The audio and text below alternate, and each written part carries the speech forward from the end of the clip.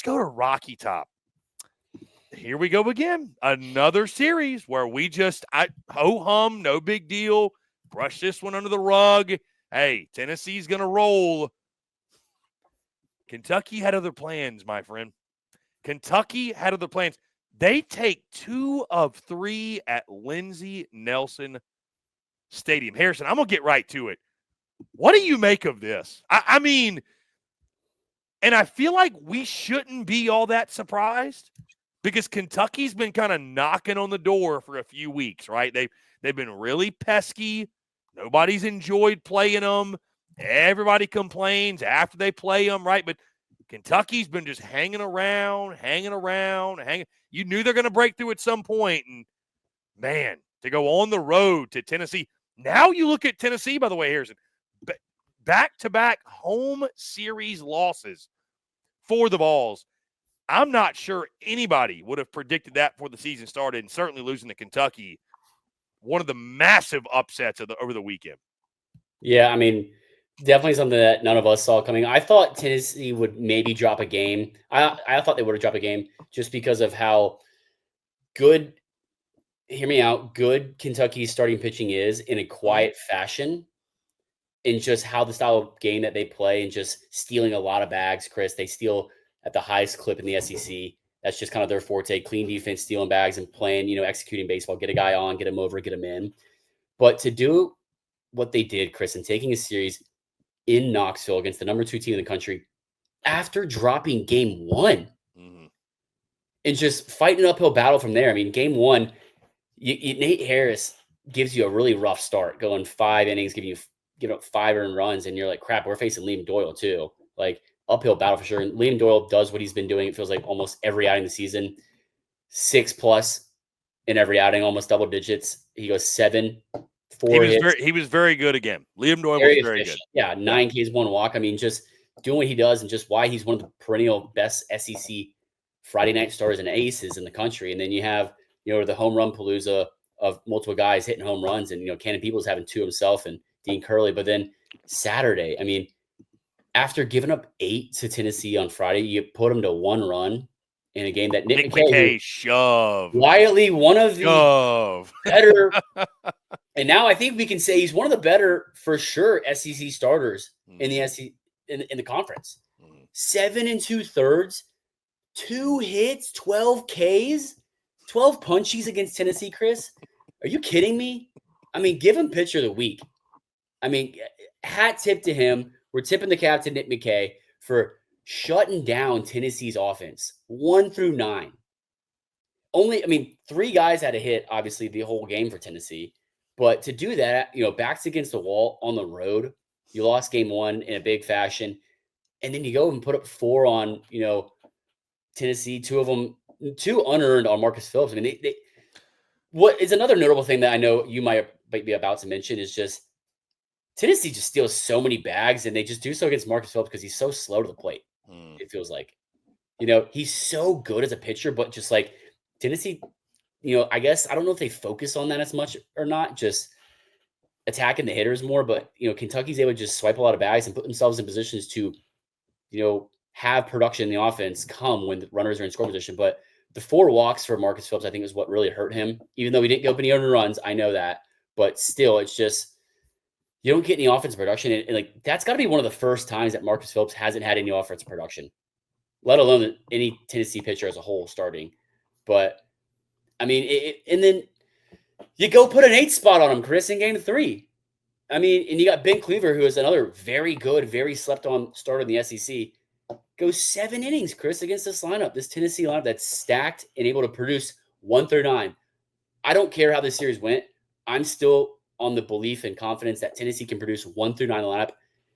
I think they're just in a hot cold right now. I think they're in that cold sense right now. And I'm going to go through each team at the end if we have some time and talk about how the hot cold theory is affecting each team in the SEC right now. But Tennessee is on a cold streak right now, and you don't ever want to be on one, and you never want to really talk about it unless you're getting out of one. You're getting a hot streak like A&M is, but maybe this is not a bad time to do it, because then you're kind of, don't have that target on your back as a number 1, number 2 team, and then you get hot right at the right time before postseason. But if anyone can do that, Chris, it's Tennessee. But to spend more time and end on Kentucky, because that is the focus of the series, I think more so, because everyone else is going to be talking about Tennessee losing the series and just falling and just blundering.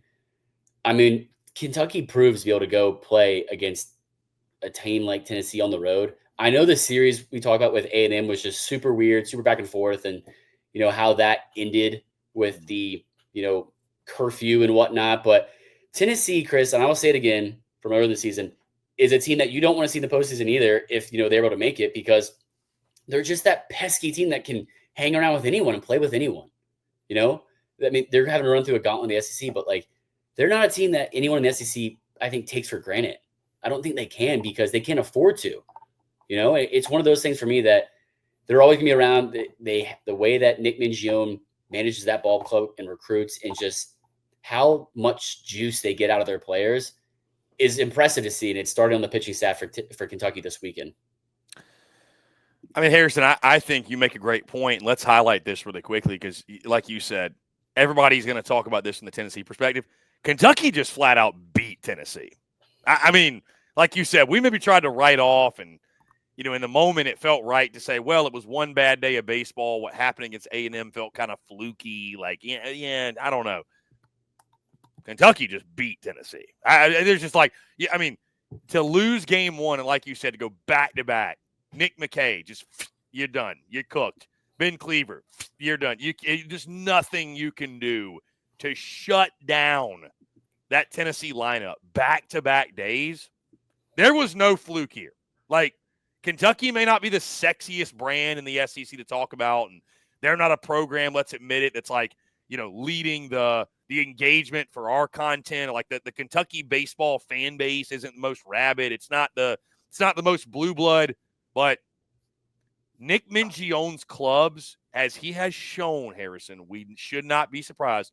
They are tough as nails, and that is what you are seeing. They're that pesky group. Again, another SEC club that if you get them as a 2 or 3 seed in your regional, God bless you.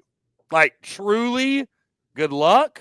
Have fun with that, and do not be surprised if you see Kentucky in a super. Don't be shocked. With those Chris, arms, don't be shocked. It's on the backs of the pitching staff, like we both mentioned, Nick McKay, and then you got Ben Cleaver just doing what they're able to do on the mound. I mean, that's after game one, in which they struggled on the mound with Nate Harris's, 5 earned in 5 innings. But think, Chris, Kentucky went into Knoxville and took 2 of 3 after losing game 1 to number 2 Tennessee, and they only used 7 pitchers.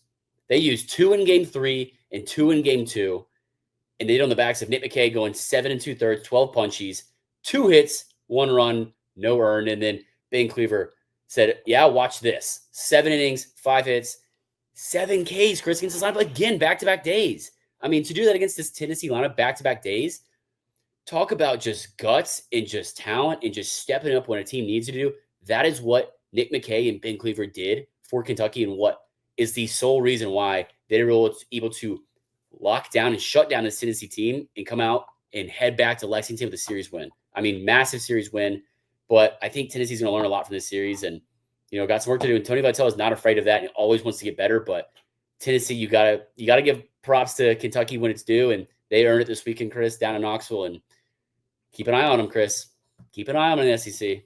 Yeah, I mean, listen, Tennessee's getting punched in the face right now a little bit. I mean, even last weekend, taking 2 or 3 at Ole Miss. I mean, they needed a 3-run top of the 9th in game 3 to steal that series on the road. So, I mean, they're that close, Harrison, to having 3 straight series losses. Again, they don't. They won that series at Ole Miss, but they're that close. I'll leave before we get off this with Harrison. I wonder, A.J. Russell, Saturday game, 1 2/3, no hits, no runs, no earned. How long before we see him slide to that Sunday starter role? Because their Sunday pitching's a mess. It is a mess right now. We've talked about it because, I mean, when that opportunity came up for Coons to get the starting role, was it Coons? I was talking to some sources really close to the team at Tennessee. Is it going to be Coons, or is it going to be Arvidsson, Nate Snead? Nate Snead got hit around on Sunday, but Coons has done a really good job up until this weekend series of, stepping up in a role, a young guy in this role, stepping up in a Sunday role in a team that's, looking to defend a national championship, Chris. And just, he only goes 1 2/3, and then Arvidsson comes behind him and pitches really well. But I mean, it's one of those questions that keeps looming around. It will keep looming around until there's either a solidified answer on it, one way or the other. But I mean, it wouldn't surprise me if they did. But AJ Russell, I think you want to get a little bit, you want to keep building up more lengthwise. You see 1 2/3 on Saturday from him, 27 pitches. Not that he's not ready, but you want to get more kind of, I guess, bullets in the tank, just that you can tally him off throughout the season and just extend him more and, not rush him too long in an outing too fast. But it would not surprise me if he ends up in that Sunday role in a few weeks when postseason starts, because he's kind of a veteran in this league and, has been in that role before.